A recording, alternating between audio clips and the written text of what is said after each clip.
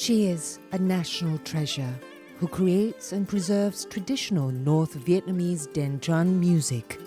Mà thực tế cô là người biểu diễn giống như là Hoàng Hương nói, và cô là một người giảng dạy, và đặc biệt là lúc đó cô đang là người biểu diễn thì cô thấy rằng là cái nhu cầu á, cái cung cầu mà, tức là cái nhu cầu của khán giả khi mà được hội nhập và cũng mở rộng ra thì người ta đòi hỏi đòi hỏi một cái nét âm nhạc mới, làm sao mà vẫn có thể mang cái âm hưởng của Việt Nam rất là rõ nét, nhưng mà đồng thời nó phải có cái diễn tả cái hiện thực của mình. Cho chính vì cái nhu cầu của khán giả cho nên là cô là người biểu diễn thì cô rất là mong muốn được đáp ứng với lại nhu cầu của khán giả. Chính vì lẽ đó và cô nghĩ rằng cần phải cái đàn tranh của mình cải tiến lên để làm sao có thể đánh được nhiều loại tác phẩm đó để cho rất là phù hợp thôi. He's a Vietnam-born, American-bred photographer and conceptual artist who weaves narratives of history and his native culture into art. Vietnam, most of my work are not allowed to be shown. So, and the interesting thing about it's not the subject matter that because I think many of my work, if they understand it fully, I think they would approve it. But their ignorance about contemporary art is what make them fear of my work. That they don't understand it, so they banned it. Two proud Vietnamese bent on preserving and promoting their cultural and historical identities for art's sake.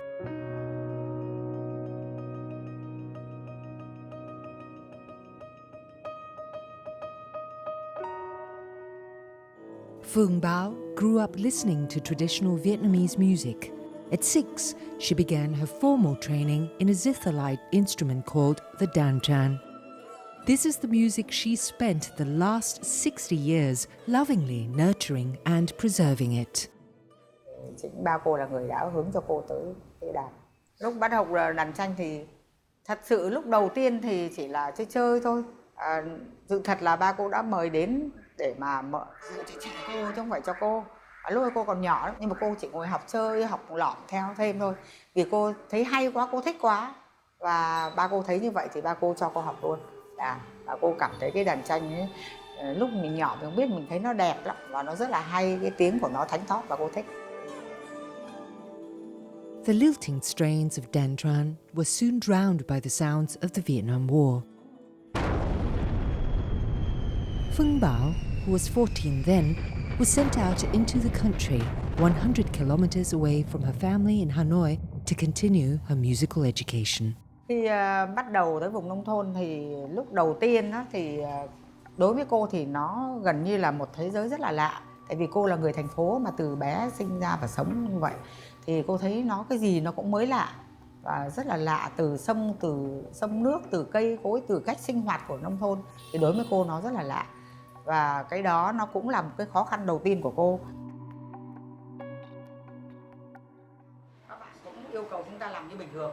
Và bây giờ tất cả những gì các bạn set up trước khi tiên là đi... Phuong Bao took solace in her music and persevered. Mới có 14-15 tuổi thôi, nhưng mà lúc đó cô đi biểu diễn. Tức là cô phải trong chiến tranh mà cô phải đi bộ mấy chục cây số, đến bao nhiêu cây số cùng với đoàn biểu diễn là toàn các thầy cô nhá. Trong đó chỉ có 2 người học sinh là cô là đánh đàn tranh và một bạn nữa bằng cô là đánh violon. Còn đâu là toàn các thầy cô, mà những thầy cô sau này là nghệ sĩ rất lớn, lúc đó là nổi tiếng rồi. Trong một cái khóa học của mình và nhiều khóa, có hàng chục, hàng trăm người trong cái khoa dân tộc. Nhưng người ta chỉ chọn cô lại là học sinh thôi, để đi cùng. Thì đã là một niềm vinh dự đối với cô. Mặc dù đi rất là vất vả, phải đi bộ rất là nhiều khi nhịn đói, ở nhà quê mà. Lúc đó làm gì có xe để mà đi. Thì mình rất là vất vả.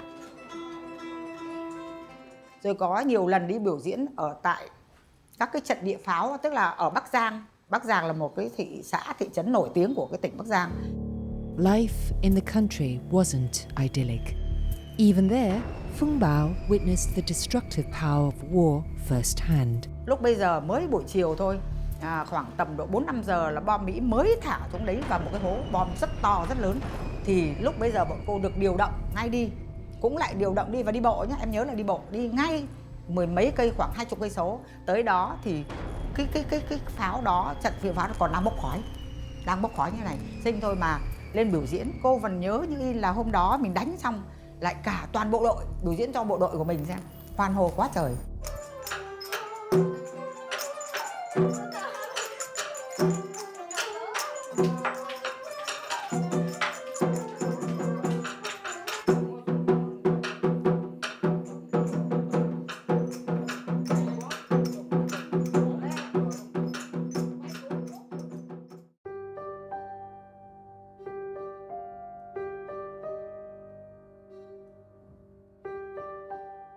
Photographer and conceptual artist Dinh Q was born in Vietnam, close to the Cambodian border. He and his family had survived the Vietnam War, but they fled the country when the Khmer Rouge invaded his hometown. By around 1977, the Khmer Rouge started invaded my hometown, Hà Tĩnh, and that completely sort of helped them made up their mind that we have to leave the country. On one hand, you have a very repressive government, and then on the other hand, you have the Khmer Rouge basically invading, shelling, and attack our hometown. And so we also became refugees. We have to move to the farm now. We couldn't stay in the city anymore. So at that point, I think my parents, that's it, we have to go.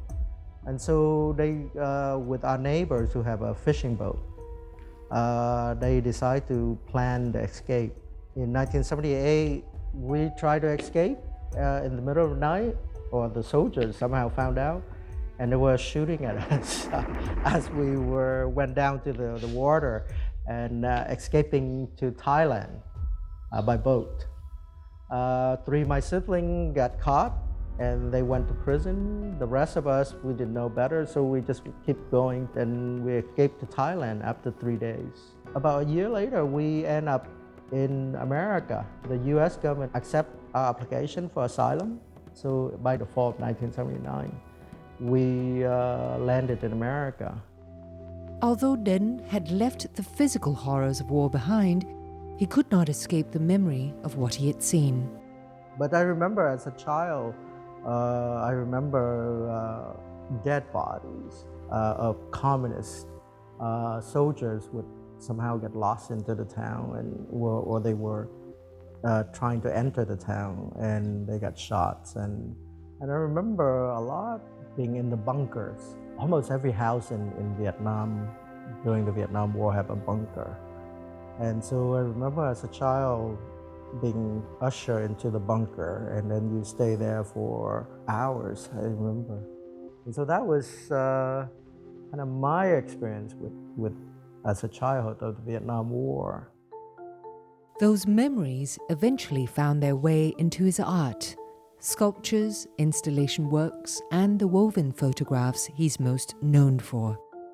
Dinh's work seeks to define the Vietnamese identity within the American context. Though Dinh Q originally attended university to become an engineer, the need to express himself artistically would point him in a different direction. When I decided to drop engineering or computer science, I didn't want, on some part of me, I didn't want any safety net. I want to sort of devoted my whole self to pursue this. Otherwise, I felt that if I complete my engineering degree, it will always be the safety net, and I will always fall back into that and not pursue what I really want. Luckily, I came out with a very kind of interesting body of work as an undergraduate. And so I graduated with a body of work that was completely different, nobody had seen before, which is the photo weaving, the photograph that are cut up into strips and are woven together. Different images are woven to create this very complex layers, tapestries. By all accounts, Dinh Q is today a successful artist. His creations hang in prestigious galleries like the Museum of Modern Art in New York and San Francisco. But there was always a yearning to return to the land of his birth. When I went to Boston, I think Boston made me realize I'm a complete foreigner in this country. Boston is very segregated. You have the old money, you have the new money, you have the student population. It doesn't mix. And I think for me, I realized that this country was not for me. I need to get out. In 1996, he decided to leave his adopted country and return to Ho Chi Minh City, Vietnam. Vietnam was just opened. So I took a trip to visit Vietnam. When I landed here, of course, I was once again in culture shock because I was very much Americanized by now. Even though I don't think I belong in America, but I was very much an American kid. And so it was quite shocking for me to come back here and completely thinking that I belong here and then realize that, oh my God, I'm an American, I'm not Vietnamese anymore. And so that was kind of difficult. But when I traveled to my hometown in Hà Tĩnh, and I went to my family burial ground, there's 5 generations buried there. Once I'm there, it was amazing. Dinh Q was back home, but would he be able to adjust to this very un-American society? Would this move prove to be a big mistake?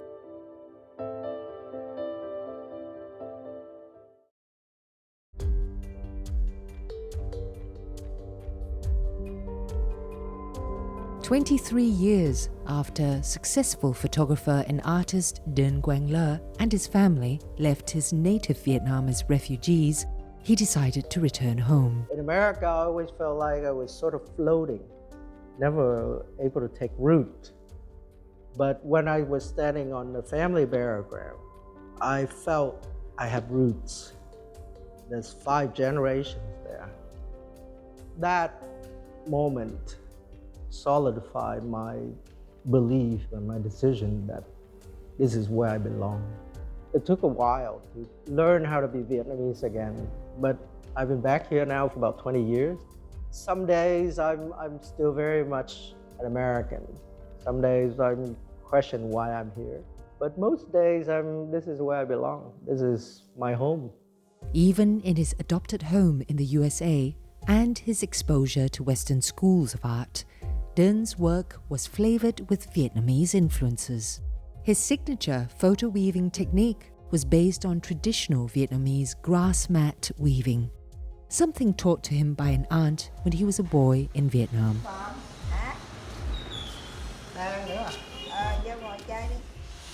I was visiting her from Hà Tĩnh for the summer, so nothing much to do, so I sort of watch her and kind of pick up the technique along the way. I like to do things with my hand, kind of making things. So so I'm just learning without thinking much of it. Thôi để em làm cho anh Tám coi nè. Bây giờ dạy lại thím Tám. Đó, thấy được đâu đó, lại nó bắt đi. Little did Dinh know then that this traditional craft would later feature in the photo tapestries he would create to detail his life and other stories he wished to tell. Nè, đến cái cộng trên cộng dưới vậy nè là lông 2 nè.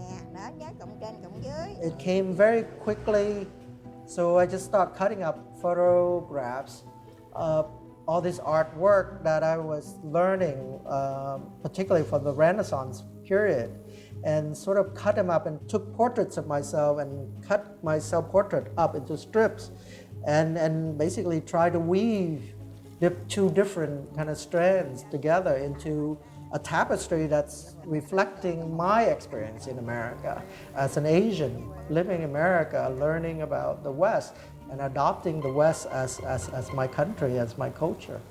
Dinh long struggled with the complexities of his Vietnamese American identity.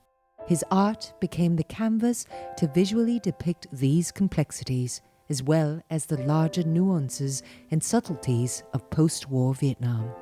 In his From Vietnam to Hollywood collection, he juxtaposed and blended images of the actual war captured by photojournalists with those extracted from American movies made about the Vietnam War. It's not, Western art, it's not my history.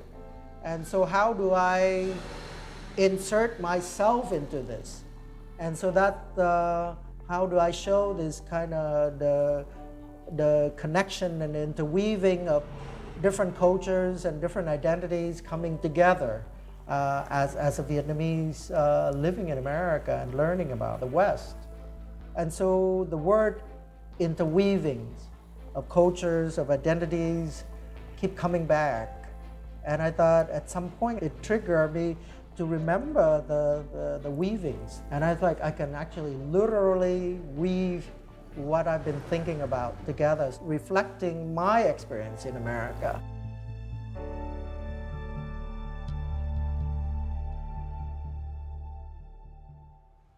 The Dan Tran is by no account an easy instrument to play, let alone master. But that is exactly what Phuong Bao did. At age 17, while still in college, she wrote her first piece of music for it. Và đó là bài Bình Minh trên Chảo Cao. Cái bài đó, cái chất liệu là trong một cái lần mà cô đi, trong khi mà là mình học sinh của nhà trường thì mình được đi thực tế, gọi là mình đi về những cái vùng nông thôn biểu diễn, thì cô đã có cái cảm hứng với thiên nhiên rất là nhiều, thì cô lấy cái chất liệu của nó là chất liệu của phía Bắc của Việt Nam.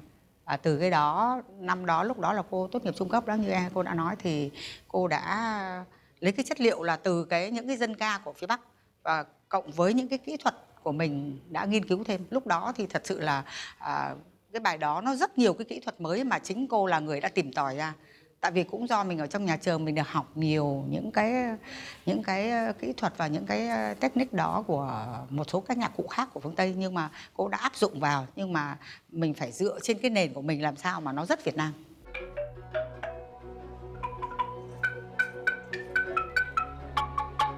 By 1988, Phuong Bao was living a life of relative success in the north of Vietnam. But she felt she wasn't doing enough to promote the Dan Tran and its music.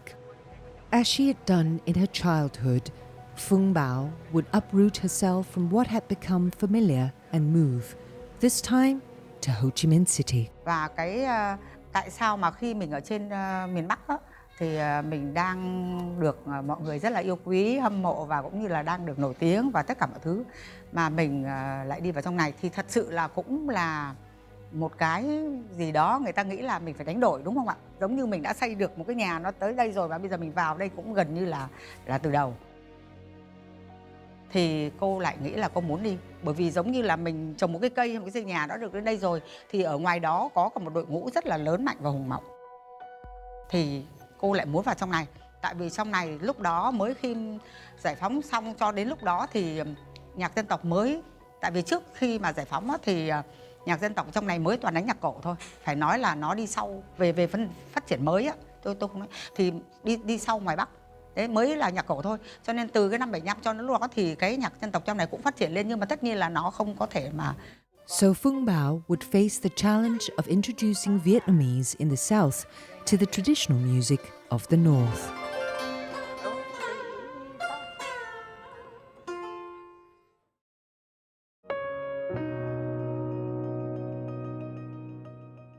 By 1988, Dan Tran maestro Phuong Bao had already established a name for herself in the north of Vietnam. But winning over the South took patience and perseverance. Khi mà nhận được lời mời của nhà hát Bông Sen, lúc đó là đoàn Bông Sen, và có giấy mời của Ủy ban thành phố, Sở Văn hóa thành phố Hồ Chí Minh mời, thì lúc đó là cô đi vào cùng với một người nghệ sĩ nữa rất nổi tiếng, hiện nay cũng là nghệ sĩ nhân dân, đó là anh Trần Chính. Thì hai người bọn cô vào thì có suy nghĩ giống như là ban nãy đã nói, tức là muốn là gây dựng cái đoàn Bông Sen, nhà hát Bông Sen càng ngày càng to lớn mạnh hơn. The Bông Sen Orchestra played an important role in the preservation of traditional music by encouraging traditional musicians at a time when interest in such music was dwindling. Như vậy là em xong việc đằng kia, bây giờ em ở đây còn nửa tiếng nữa thôi.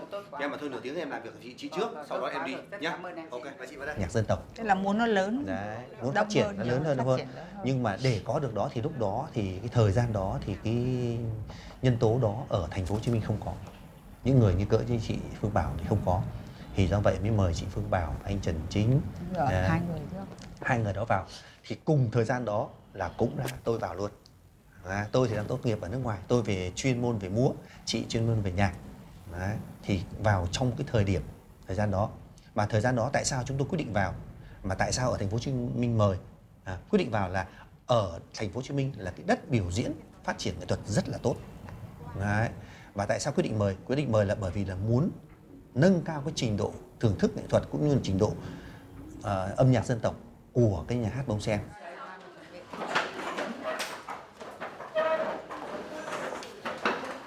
Under Phuong Bao's guidance, the Bong San group soon became one of the most respected in Vietnam.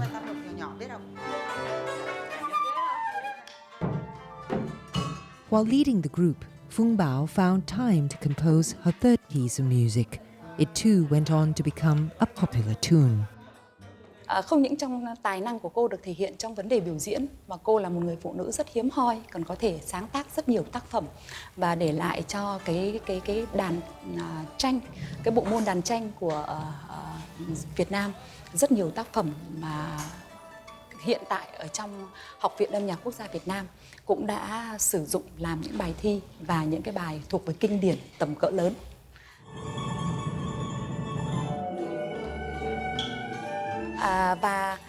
Khi đến với nhà hát ca múa nhạc dân tộc Bông Sen và được làm việc với cô Phuong Bao thì thấy rất rõ là cô là một người làm việc rất nghiêm túc. Nghiêm túc và làm việc đòi hỏi mọi người ở dưới đạt đến một cái trình độ rất là tỉ mẩn, và cô không có thể đại khái qua loa, và cái điều đó cũng là cái điều mà chúng tôi có thể học tập được.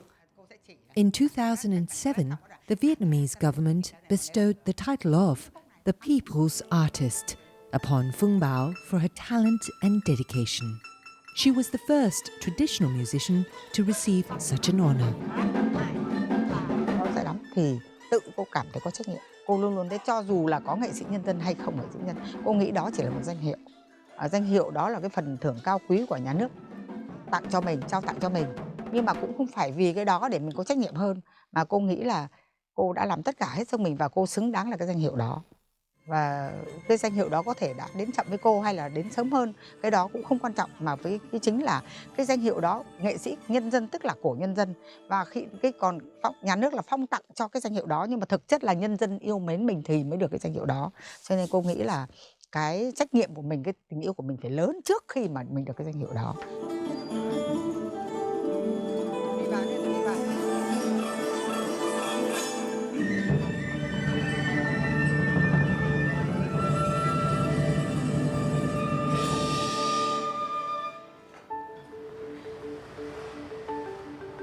After 23 years of living as a Vietnamese on American soil, Dinh Q decides to return to his native land.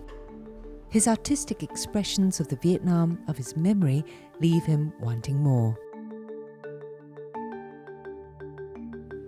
I think after 1975, in part, many people, family might not survive the war.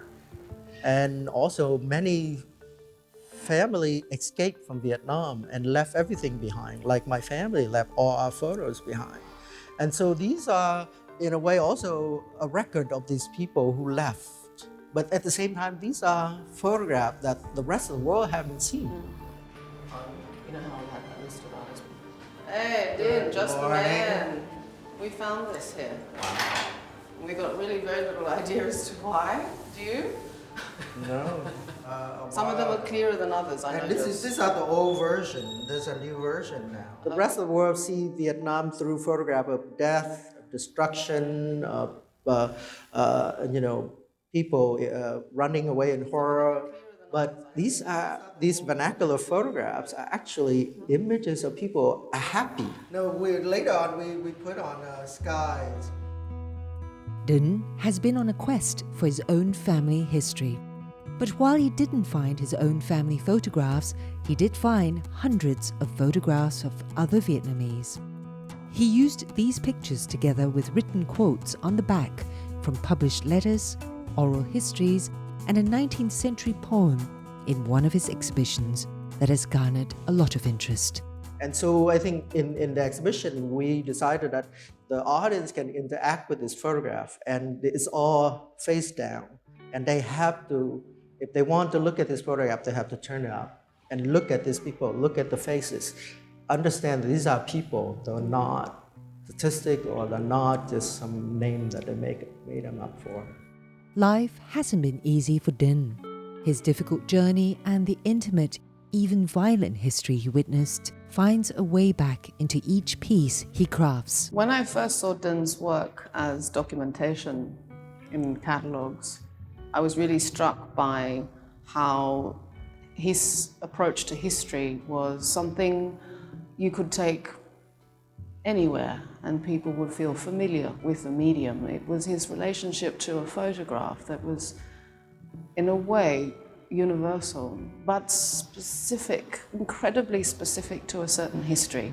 The majority of Dinh's practice has roots in his own cultural ancestry of Vietnam and of a particular momentous time in world history, if we think about the impact of the Vietnam War on the global relationship to conflict. And I think that there is a sensitivity in all of Dinh's art. In the beginning, it was very much his own exploration with his own personal stories. Where am I? Who am I? Where do I belong? And then after he moved back to Vietnam and became more aware of the absence of unarchived, the absence of interpretations of history, the heavy, near militant attitude to the past. And you can see that he's starting to really open up his own relationship beyond just a specific national understanding. And I think that as a curator, I'm attracted to the depth that is anchored firstly in a local. It's extremely local, the root of Dinh's art. Dinh's return to Vietnam wasn't only to fill a void he had felt within, or to make profound artistic statements about the country's history and socio-political condition. He also has a genuine concern for the state of art and the arts here. At first, there was a lack of information about contemporary art in Vietnam. Artists were trying new forms, but they don't have much information. The Fine Art University doesn't have it. The Fine Art Association doesn't recognize it as a legit form. Artists were very have this great thirst for information about contemporary art and nothing. But also at that time, the art scene was very fragmented. Now you have the Fine Art Association, who sort of did not accept the younger artists who do contemporary art, which what I mean is the experiment with new form, whether video installation, conceptual practice, that they don't accept it as a legit forms of work. So all these young artists have no place out to go. Dinh had gone from the vibrancy of the US art scene to a stagnant Vietnamese artistic community.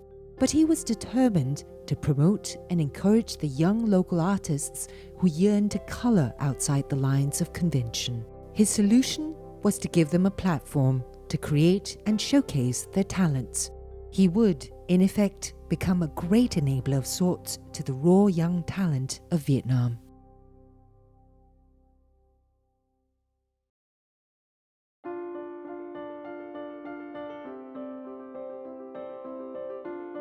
In October 2007, Dinh Quang Le co-founded the San Art Gallery as a platform for Vietnam's younger artists. The gallery offered residency programs and assisted with exhibitions of the works created. And so between the lack of artists to the lack of the problem with the art education here, we decided we need to kind of create a program that would help kind of solve both the problems. We would try to look at a very different way of thinking about how to develop the contemporary art scene in Vietnam and I think it's very important that we need to help train the next generation, and that's what San Art Lab is trying to do. One of the programs at the San Art Gallery is a 6-month residency program to help artists develop exhibitions. The program, basically every 6 months, we put out a call for applications. And in the beginning, it was just the call from within Vietnam, but we also look at larger outside of Vietnam. We realize that particularly Southeast Asia countries like Cambodia, Laos, and Thailand, many artists don't have the funding to go to graduate school outside of their own country, and so this is one way of us as addressing the larger problem in the region, not just in Vietnam. Dinh Q mentors the gallery's resident artists, offering guidance or direction on their work and project proposals. My role right now is more of a kind of advisors. Every other session, I take on a mentor role to one artist.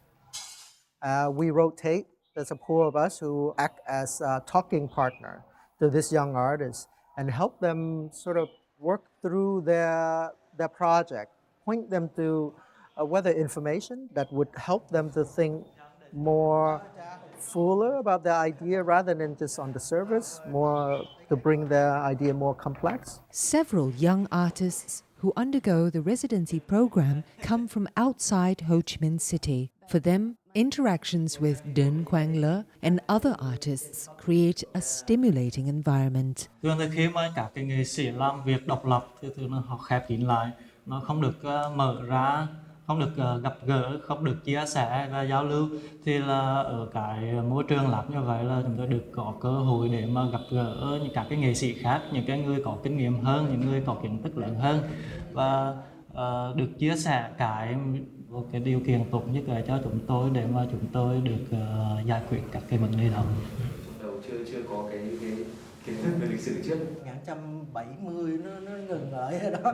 Mặc dù là chưa tiếp xúc nhiều với cả anh Đỉnh, nhưng mà qua các cái tác phẩm của anh ấy thì rồi là cái việc gặp anh ấy thì chỉ riêng cái đấy nó là cái mà nó tạo cảm hứng rất nhiều, vì là khi mà mình cảm hứng nó đến từ ngay từ cái lúc mà mình xem cái tác phẩm của anh ấy, thì cái đấy là cái rồi là ở đây rồi gặp gỡ với cả anh ấy thì mấy cái đấy nó tạo ra cái.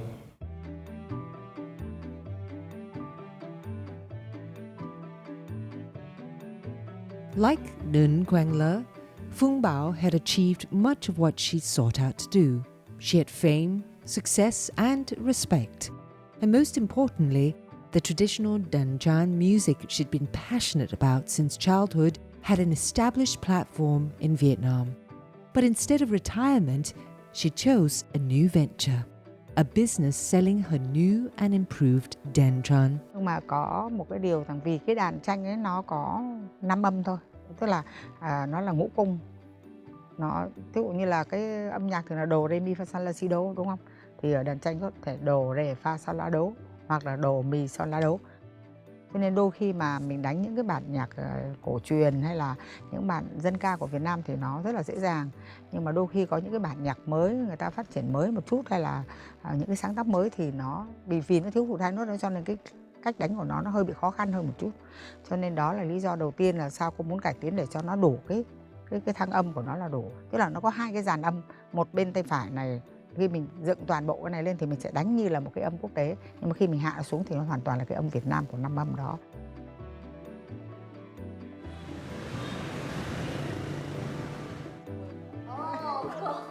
Madame Phuong has also inspired her students to pursue careers in the arts. Cô hội tụ được 3 cái mà tôi cho rằng là ít người có, tức là về cái phương pháp sư phạm. Cô là một nhà sư phạm rất là tốt, đồng thời lại là một nhà sáng tác và nhà biểu diễn thì tuyệt vời. Và cô rất yêu nghề và luôn luôn là có những các cái trăn trở để làm sao cho cái âm nhạc dân tộc nói chung và cái đàn tranh nói riêng nó được phát triển. Đấy, cái chỗ này này. Và bản thân tôi ấy, thì được học cô rất nhiều những các cái ngoài về cái kỹ năng, để các cái technique về kỹ thuật, thì về cái tư duy âm nhạc cũng như là tư duy cuộc sống. Cô thì là một cô giáo đấy, thế nhưng mà về xã hội thì cô lại là một người bạn lớn của chúng tôi. và chính cái đấy nó lại là cái động lực để cho cái nghề nghiệp của chúng tôi phát triển, và chúng tôi sẽ yêu nghề và kéo dài đến tận bây giờ. By making and selling the danchan, Phuong Bao also helps promote his music by holding danchan concerts in Vietnam and internationally.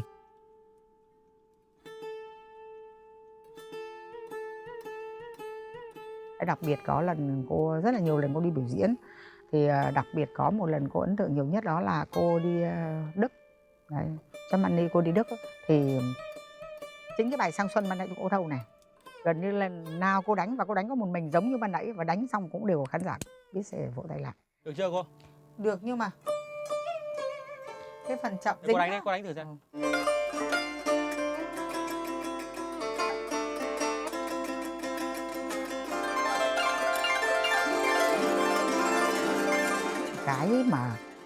Cái lúc mà mình tâm huyết rồi mình dạt dào nhất, mình đánh nhất, thì cái lúc cuốn hút người ta nhiều nhất bằng những cái bài này chính là nó từ cái nhạc cổ của miền Nam, thì nó bằng những cái ngôn ngữ của dân tộc Việt Nam mình cũng đã cuốn hút người ta rất là nhiều.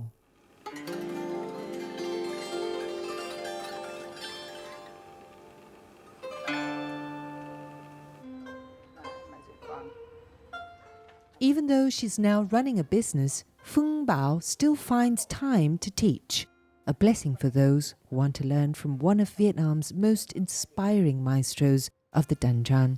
Nó giống như một cái tình cờ và có giống như cơ duyên vậy đó.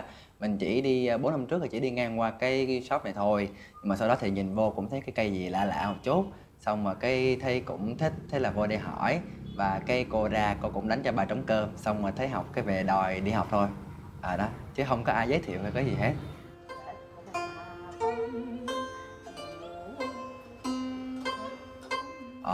Thật sự thì sau 4 năm học á, học nhạc không chỉ về đơn thuần là học về nhạc lý hay là cái đánh đàn đâu, mà nó học về nhân văn nữa, tức là nó học về nhân cách. Ví dụ như mình đánh một cái bài có những cái chỗ mình phải kiên nhẫn lắm, là không kiên nhẫn thì không làm được cái gì hết á. Thì trước tiên là âm nhạc sẽ dạy mình kiên nhẫn, và cô nói giống như là mỗi cái tiếng đàn giống như là mỗi giọt nước vậy đó, cho nên là tất cả đều phải chăm chút tỉ mỉ từng chút cho nó. These days, nothing is more important to Phuong Bao than getting future generations to learn and appreciate the roots and traditions of Vietnamese music and culture. She regularly puts up performances for the local community and tourists at her studio. She is writing a book and do the recording, and that will be the whole new practice, the whole new method to learn danchan. Experience of teaching from with the professional student and the amateur students as well. We hope that it will spread out later generation to appreciate the traditional music and to play it in a proper way.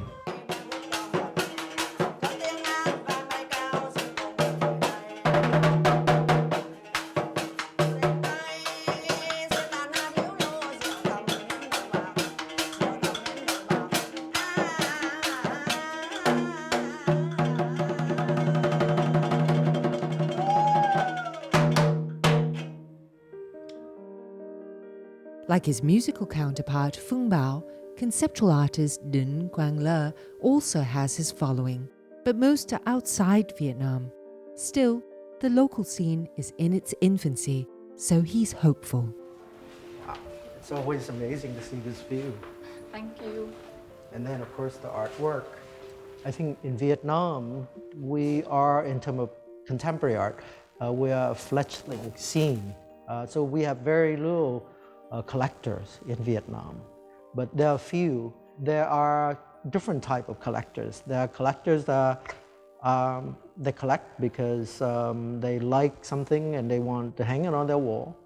There are the other type of collector who not only have a vision of what they want to collect, but also a vision how they can support the art scene to grow and to nurture into something larger. And I think that's something that it's very important for Vietnam right now. Dinh's work may be niche, but several collectors have been following him and collecting his work for several years now. Pretty good. Good to see you. Good. Okay. Come on, sit down. We are looking at where are the piece. Dinh is extremely special. You don't find people go so much in depth about society and so high in techniques as well. There's a lot of work. He works incredibly hard to produce any artwork, so of his, and they're all perfectly finished. There are a lot of meaning. You have a lot of meditation on each of them. You can go deeper and deeper. You always find a new window to observe. Dinh is doing a big job to kind of reminding us that we have to deal with those moments quickly, just superficially, but really deal with it. Together, and then at some point it's individual. What's going on there? And also he used a very traditional material like photography paper, and then the traditional waving technique to create work that's very contemporary. Both Phuong Bao and Dinh Q share a passion for the arts and the drive to pursue it. They each began their journeys as children of war away from the place of their birth.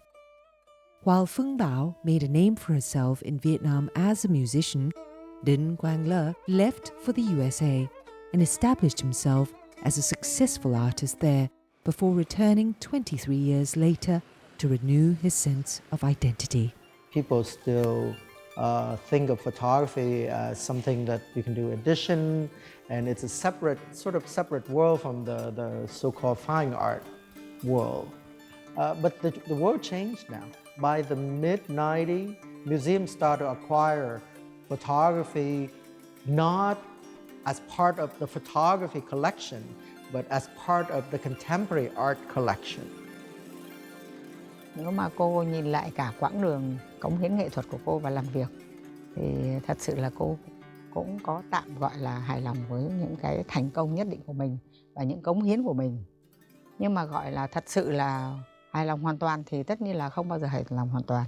Bởi vì nghệ thuật thì không bao giờ dừng, không bao giờ là đủ. Nhưng còn cái mà mình muốn hơn nữa thì lúc nào cũng muốn hơn nữa, lúc nào cũng muốn là làm cái gì tốt hơn nữa, thì cô sẽ làm cái đó. Rồi cô viết sách, cô để lại những băng đĩa, và đấy là cái ý nguyện của cô muốn làm.